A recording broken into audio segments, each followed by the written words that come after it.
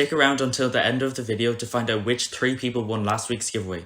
So when I asked you guys for questions for my Q&A, a lot of you guys asked how I started cubing or how I got into cubing. How did you get into cubing? Okay, so the story of how I got into cubing is kind of long and complicated and a little embarrassing, so I'm actually going to make a separate video out of it.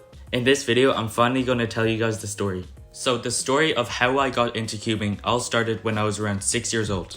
One day, I was chilling in the living room watching TV, when all of a sudden my big brother came in with a Rubik's Cube and said, "Hey, I just learned how to solve this Rubik's Cube. Do you want me to teach you?"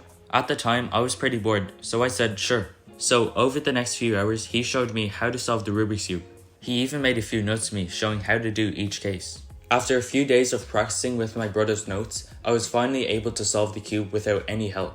Even though the solve took around 10 minutes, I was still really proud of myself. Over the next few days, for some reason, I was really attached to this Rubik's Cube. I used to have a small watch that had a stopwatch in it, and I used to time my solves with that. After a bit of practice, I eventually got down to around 2 minutes. However, that was the time where I put down the Rubik's Cube and I focused on other things like school and Minecraft.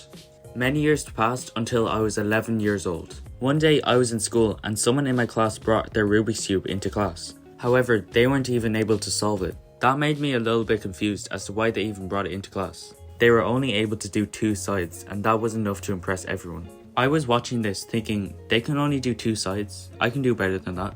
So when I went home that day, I found my Rubik's Cube. I actually forgot how to solve it because it's been 5 years since I learned it. So I learned how to solve it once again. It was a bit easier this time as a lot of what I learned from 5 years ago was still in the back of my mind. After a bit of practice, I brought the Rubik's Cube into class and impressed everyone by solving it and turning it as fast as I can, which back then was nowhere near as fast as I can turn today. I was delighted to show off my hobby of cubing in front of other people. Rubik's Cubes soon became a small trend in the class. A few weeks later, I bought my first 2x2 Rubik's Cube at a small market. As I have a pretty small attention span, the 2x2 later became my favourite event and still is today.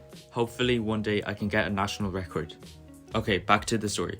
Over the next few years, I didn't do the Rubik's Cube that much, only every now and then. Until early 2020 when the lockdown started. I took the lockdown as an opportunity to get back into cubing and improve even more.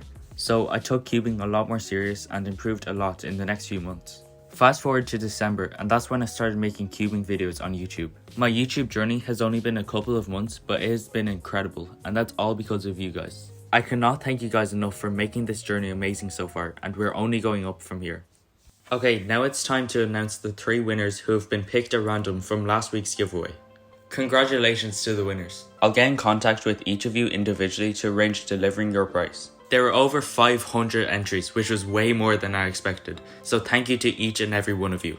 The giveaway was really fun to do, so I'll definitely be doing more in the future. So good luck to everyone in the next giveaway. Thank you all for watching and I'll see you in the next video.